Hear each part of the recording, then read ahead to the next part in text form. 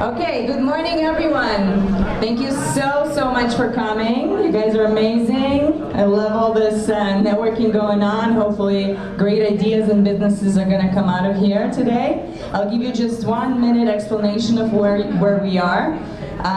So this obviously is the new building for Microsoft, but Women in Block is an organization that helps improve and promote blockchain and crypto, and the specific focus on female speakers and presenters is basically to bring another type of perspective, and that's it. So our goal is to promote the female voice, but it's obviously for everyone, as we see great male presence here today, so thank you all for coming.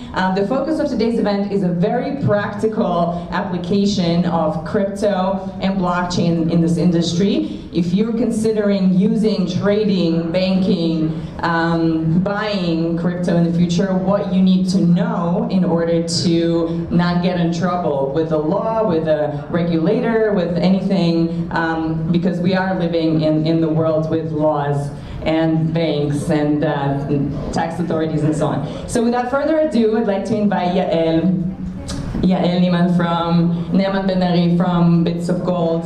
I'd love her to tell us a little bit about her background too, how she came from the traditional banking world and moved onto our side, the crypto side, and tell us a little bit about compliance. Thanks, Yael. Thank you. So thanks, Yael. Thank you everyone for being here. My name is Yael Neeman Ben Ari. I'm the CRO, Chief Risk Officer, and the Compliance Officer at Bits of Gold. For those who don't familiar with Bits of Gold is a leading Israeli platform for a cryptocurrency exchange.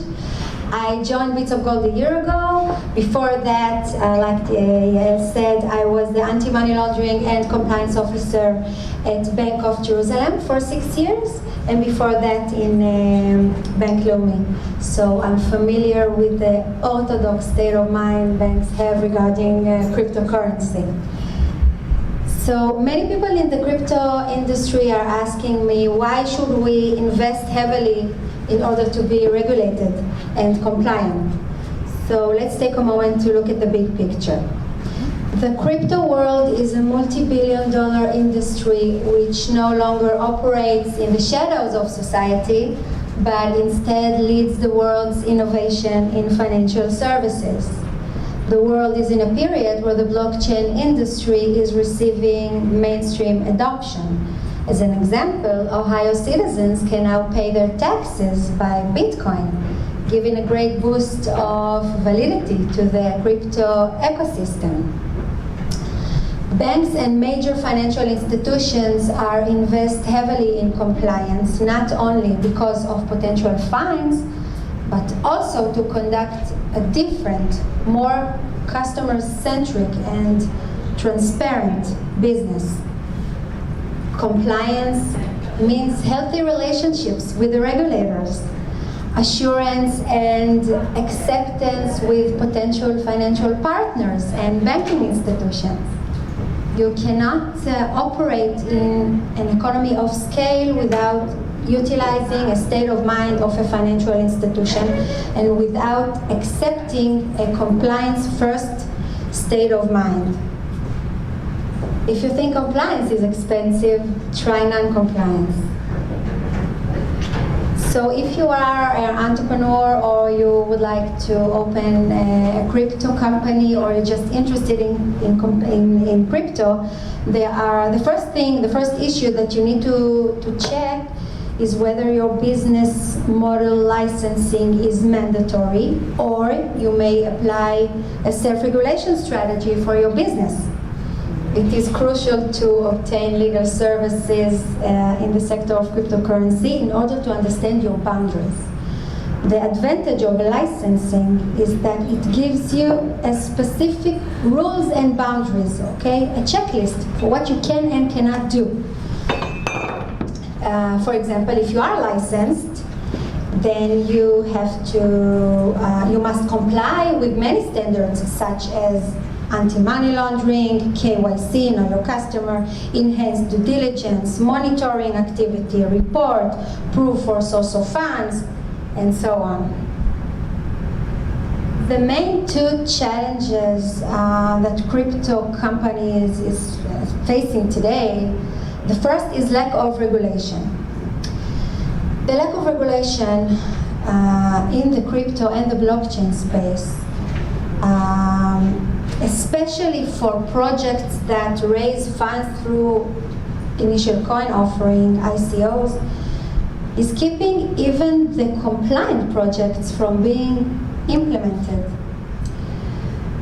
Israel is a very strong participant in the crypto industry, with lots of participants who conduct ICO, open crypto exchanges, and taking part in other crypto activities. However, crypto regulation has not been established yet. Complicated relationships with the banking industry.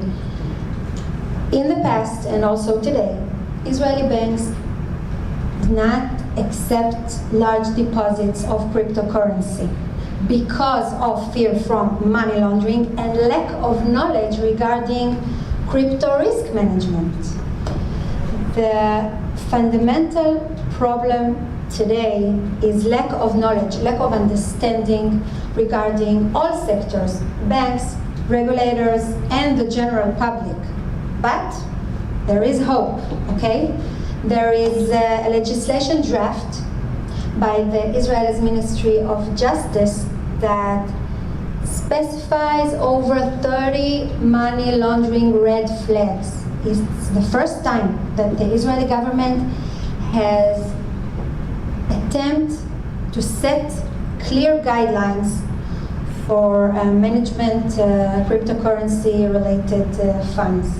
We hope that this new regulation will give the banking industry, will give the financial industry the assurance and definitions that they need in order to understand what is allowed and what is not, who is compliant and who is not. Like I've said, the big problem is lack of knowledge, and we've been, in Bits of Gold, we've been practicing a lot of guidance and teaching the regulators and the banking system about the technology and about risk management. We think that this is the only way that the crypto industry can develop and can succeed, by teaching, by understanding, and maybe we hope that as soon as possible the banks will change their attitude through cryptocurrency and will be able to manage the risks, because basically, to tell you the truth, what I did in the bank, I'm doing also here in Bits of Gold. It's the same risk management, and we have something that the banks don't have, which is technological solutions, okay? We believe that technological problems require technological solutions, and there are many solutions today. There are systems that can track and monitoring wallets, and they can help to manage the risks. So if the bank would be open to understand and to learn, maybe we can all see the new economy achieve. Thank you. If you have any more questions. That today banks are afraid to take big deposits. Yeah. What is big, what is small? Well, it depends. It's not, a specific amount. It's very amorphous. Yes, that's right. I can tell you, for example, if the deposits is, for example, over 50,000 shekels, then the bank needs more information, and you need to send more documents to prove the source of the funds, to understand who you are, where did you receive the bitcoins from. We have our, like I've said, we have our monitoring system that can show that your wallet did not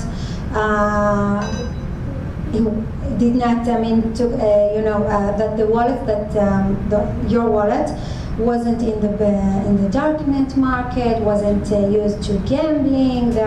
Our system can do that. So you need to prove more in order to the bank accept your money, but it's a problem. We really hope that this new regulation, it's only a draft now, yeah? And with the Knesset going to elections, I don't know for how long we'll be waiting for it to be final, but we hope that this new regulation will allow the banks to accept our And what about the coins? Bank, all coins are acceptable, or they? Well, choose some what do you mean?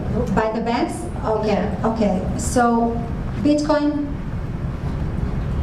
and Ethereum are the safest coins because maybe someone technological can explain, but the system that are tracking and monitoring wallets today are doing it only on Bitcoin and Ethereum. Okay, so maybe in the future we also on other coins, but there are some coins that you can be anonymous, and it's today the banks only if they receive just Bitcoin and Ethereum, Okay. and you need to show them that the source was Bitcoin or Ethereum, nothing else, nothing more. receive fiat money. You receive fiat, you don't receive Yeah, you see, fiat. That's I thought it's. You understand? Oh, I thought it's obvious. Yeah, the banks do not accept crypto. They accept fiat. That the source of it is crypto. Yeah, you understand? Okay, but only the source is Bitcoin and Ethereum. And that's for now. Thank you. That's for our experience. Yes. Thank you. We've both been, I think, with Swiss banks presentation. Yeah. And they've got this FINMA thing. Yeah, FINMA. FINMA. Yeah. Their organization, which is trying to educate the banks now about crypto. And Well, Switzerland is a heaven for crypto. I'm saying, For everything. regarding Israel, is there any kind of activity in the banks? Well, I can tell you from my experience that in the past year we've been to all the Israeli banks, teaching them about Bitcoin. We've been to other regulators. Yeah, but that's you. But FINMA is Yes, FIMA is an organization. of the banks I themselves. don't think that there is like an organization like FIMA in Israel that's educating banks, but we offer, us no charge because we believe that this is the right way to learn about the system and how the risk and how to be able to do risk management properly. And can you elaborate about what's going on in the States, which is the most important? Well, the States is, they have the BIT license, and it's a very different thing. Yeah, well, maybe you've heard that Israel, we joined to the FATF organization 2 weeks ago. Maybe you've heard about it. It was a very big. Tell us more. What is it? Yeah, okay. The FATF is a worldwide organization that leads, standards regarding money laundering. Okay, and they also it was I'm just summarizing it. It was a very long way. All the banks and all the institutions here in Israel worked very hard in the past 4 years in order to get and now we hope that now that Israel is one of the FATF organization states, there are 35 states in the organization. Israel is the number 36. It's basically the G20 states, which is it's a very big step for Israel and the economy, financial economy in Israel, because it puts us in the right front near England and the United States regarding the anti-money laundering system here in Israel, okay? So, 16 years ago, Israel was in the dark lists of money laundering, okay? It was a very good place to launder money. But today, we're very proud, 16 years ago, yes. But today, we're proud to say that we are in the same, front row with the Americans and England. And we hope that this is also one of the steps that can help the crypto industry to develop also here in Israel. No, what I'm saying about elaborating on the States is that we had also from the Swiss bank that the biggest factor in international banking is the US. Now, no bank wants to be in the blacklist of the Americans. So what the American wants and what the American will do will influence everybody. Yeah, And like in the FATCA, you know. Also like the ICO is gone because the Americans said No, but I have to say that if you mentioned ICO, I think that that the regulation is coming also yes, in ICO. So there will be only SPO. Yeah, but the Okay. Israeli regulation is coming also. I mean, But I'm saying if there will be regulation, what will be in the States will change every regulation in all other countries. I can tell you that, for example, in New York there is the BIT license and the obligation that they need to State of New York. the state of New York, yeah. And regarding money laundering, yes, anti-money laundering, there isn't much difference from the Israelis' law and the Americans' law. We do basically the same thing, like reporting to the anti-money laundering, monitoring activities, doing KYC. Like I've mentioned, proof for source of funds. We have a very strong policy. I mean, we do the same. We do a risk assessment each year. We do internal audit each year. It's the same as the Americans do. Is there any other, like, comparing the US regulations and, for example, any country in Europe, is there any difference? Europe is also, maybe you've heard about the fifth directive. The fifth directive, it's supposed to, in January 2020, will be implemented. And also in this directive, there are many obligations that the European states need to obey to regarding anti-money laundering, also reporting, also monitoring. Also, they have if you're a crypto company, you need to purchase these monitoring devices to monitor all the wallets, addresses, and things like that. So basically, for my opinion of view, for what I know, the Americans and the European, and also in Israel, we have a very strict regulation regarding money laundering, and it also applies on cryptocurrency. It's not much different between us. Yeah, we do basically the same thing. Thank you. Thanks. Thank you, everyone.